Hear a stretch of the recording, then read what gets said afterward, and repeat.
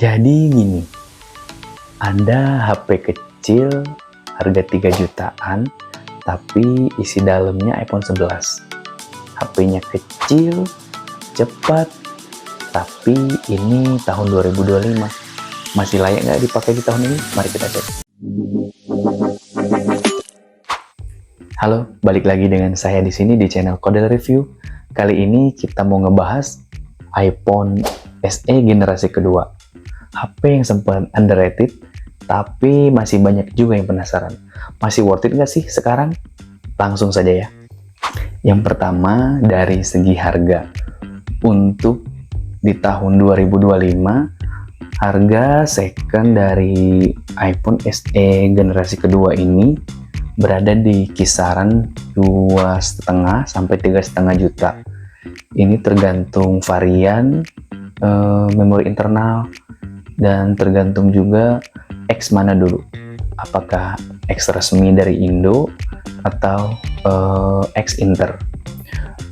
Di sini untuk iPhone SE yang saya pegang ini di varian 128 GB dan X Inter, tapi IMEI-nya sudah terdaftar, jadi aman buat teman-teman untuk semua SIM.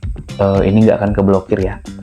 Nanti teman-teman bisa lihat untuk IMEI-nya ini sudah terregistrasi, jadi aman, tidak akan terblokir. Jadi pastikan ya teman-teman, kalau teman-teman pengen ngambil HP second atau X Inter, pastikan dulu sinyalnya aman atau tidak.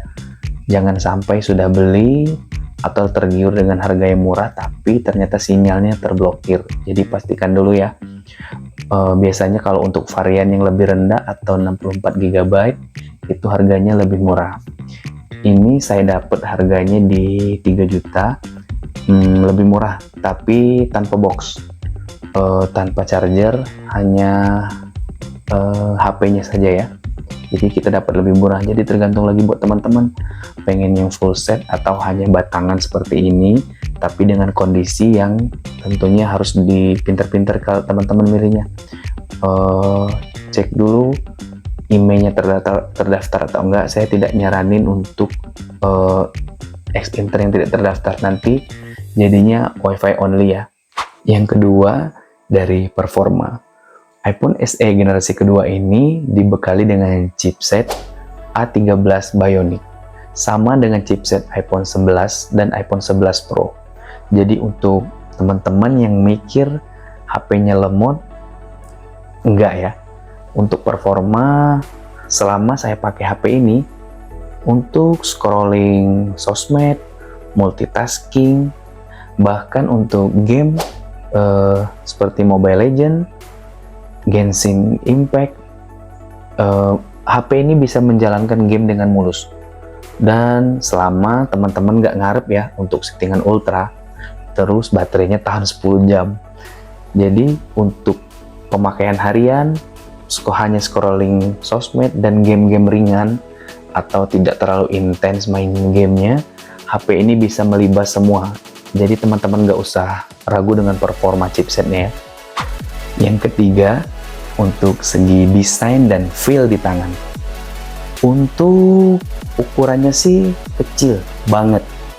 Ini cocok buat yang udah capek pegang HP yang segede talenan. Terus build quality-nya juga premium, bodi kaca dan frame-nya aluminium. Jadi kesannya tetap mewah, cuman ya layarnya kecil dan bezelnya lumayan tebal ya. Teman-teman pasti sudah tahu untuk desain HP iPhone dulu yang belum pakai poni, ini bezelnya tebal ya. Lalu kelihatan jadul sih, cuman kalau dibandingin sama iPhone sekarang, ini kelihatan jadul banget. Ini saya bandingin dengan iPhone SE generasi pertama. Perbandingannya teman-teman bisa lihat.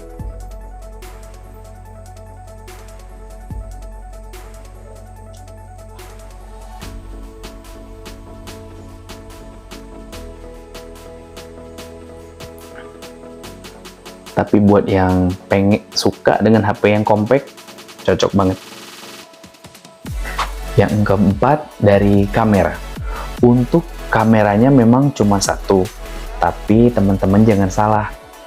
12 megapikselnya Apple itu udah tajam ya. Warnanya enak, buat foto siang hari, atau buat video, atau buat TikTok, masih bisa banget. Cuman kekurangannya untuk malam, ya gelap. Karena di iPhone SE generasi kedua ini belum ada night mode-nya ya. Jadi kalau buat video malam hari atau foto juga menurut saya kurang. Nanti teman-teman bisa lihat dari hasil foto dan videonya ya. Bisa dicek.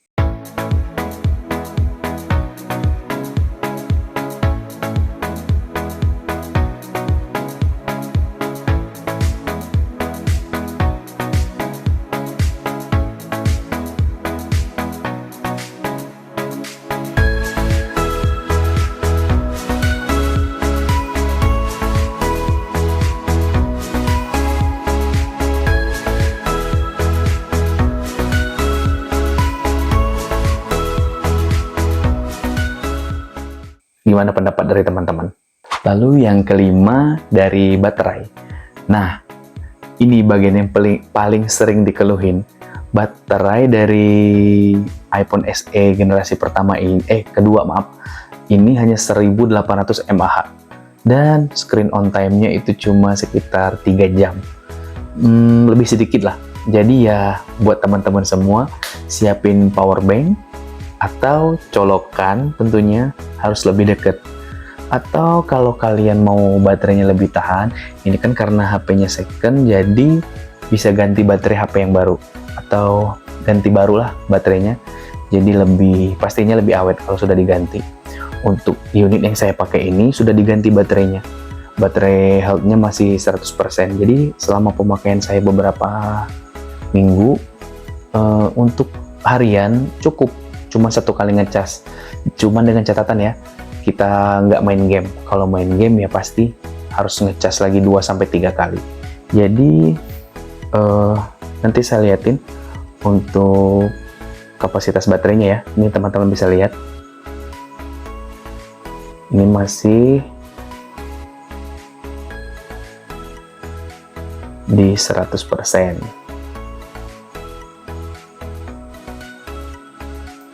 Maaf, 99% teman-teman. Dan screen on time-nya ya cukup ya untuk pemakaian harian. Lalu yang keenam, untuk iOS dan update. iPhone SE generasi kedua ini sudah mendapatkan update iOS yang terbaru di tahun 2025 ini ya.